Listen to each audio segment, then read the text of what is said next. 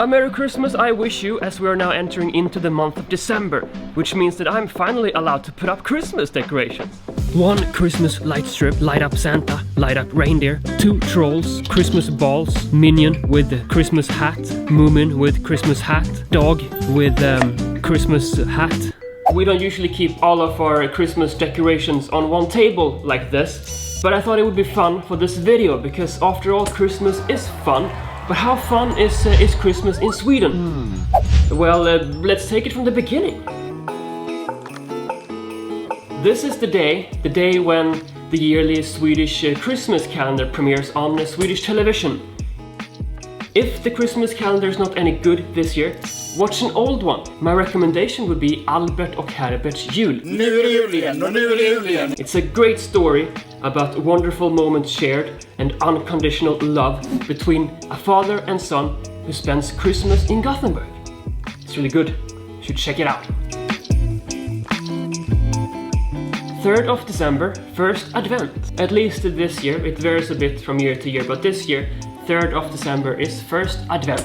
Advent, a season observed within Christianity, is still observed by many Swedish people, even though we're not really faithful Christians anymore. We have these 4 candles, and on first advent we light the first candle. We then proceed to have a Christmas-inspired fika, pepparkakor, lussekatter, skumtomtar och glögg.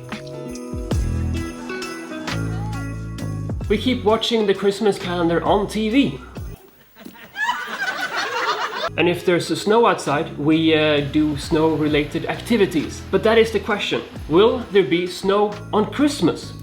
Well, it kind of depends on where in Sweden you are. If you are above this line, the answer is yes, there will be a lot of snow. If you are below this line, the answer is maybe. It depends. It varies from year to year. If you are below this line, the answer is no.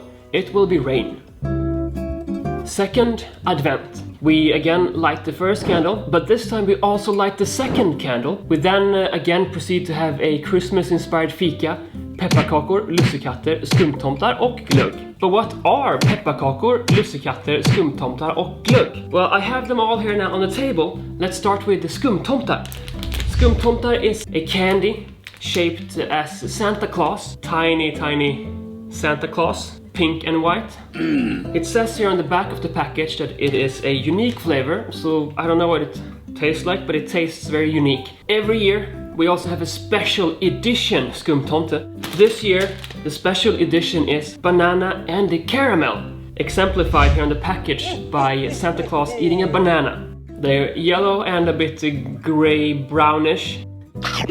It tastes pretty good, but I prefer the original flavor. Moving on to a Swedish fikabröd, lussekatt. It is a pastry made with saffron, and that's why it's yellow in the color. I'm gonna go get some water and I'll be back soon.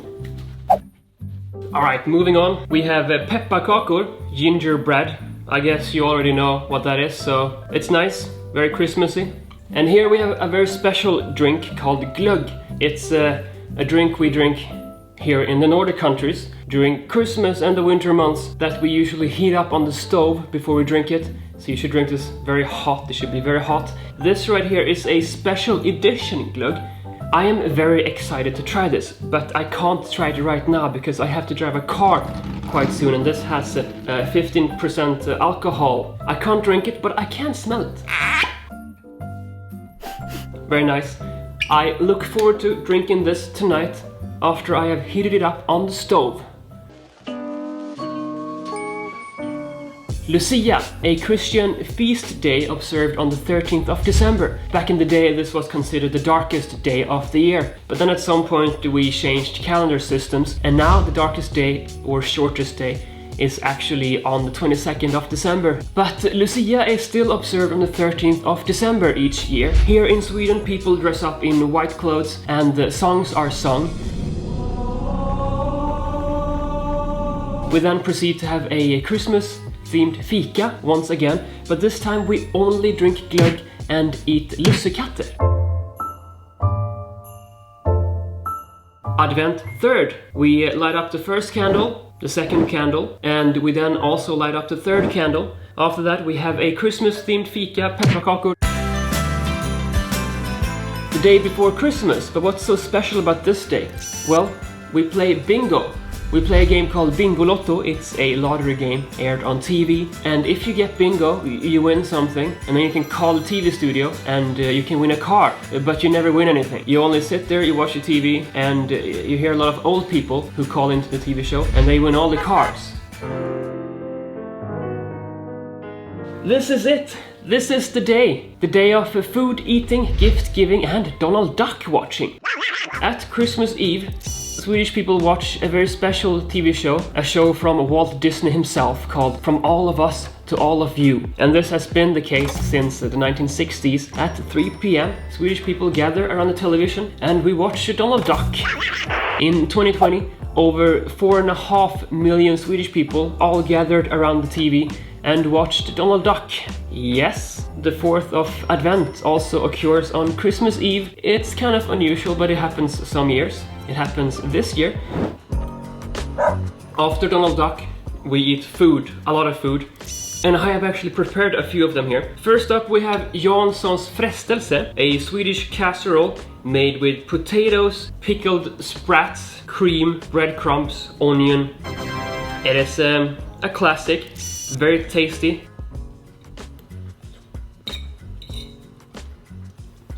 That Jansson made me quite thirsty. Today we're drinking julmust. Julmust is a classic Swedish soft drink that we drink only during Christmas. We also drink it during Easter. It's in a plastic bottle. If you're extra fancy, I guess you'll buy one of these special glass bottled julmust. But today I will drink the one from the bottle because I think it tastes better. Herring. Be it Christmas, Easter, Midsummer or whatever, we eat pickled herring. Herring flavored with mustard. This one is a classic. You have to have this on your Christmas smörgåsbord. Of course, on a julbord we have classical Swedish meatballs. On a julbord, I prefer the meatballs to be kind of tiny, like this size, because when they're smaller, you can eat more of them. This one right here, for example, too big, way too big. Okay, if you have meatballs, you also have to have this one here, prinskorv. It's a tiny sausage, and it tastes like a good sausage. And here we also have the only vegetable on this Christmas table, except for the onion pickled with the herring. It's called halländsk grönkål, and it's from Halland, a province in Sweden on the west coast. Let's move on to something different. Here we have salmon. We often have many different types of fish on the julbord as well. And this goes perfect with this kind of mustardy sauce here. So you add it on the salmon and then you just eat it. There are so many different types of food on a Swedish julbord that if I would include them all here, I would have had to stand in the kitchen for at least 2 days cooking. Also, this video would have been at least 1 hour longer. But we have one more thing I prepared here. An egg with eggs on it, fish eggs on eggs.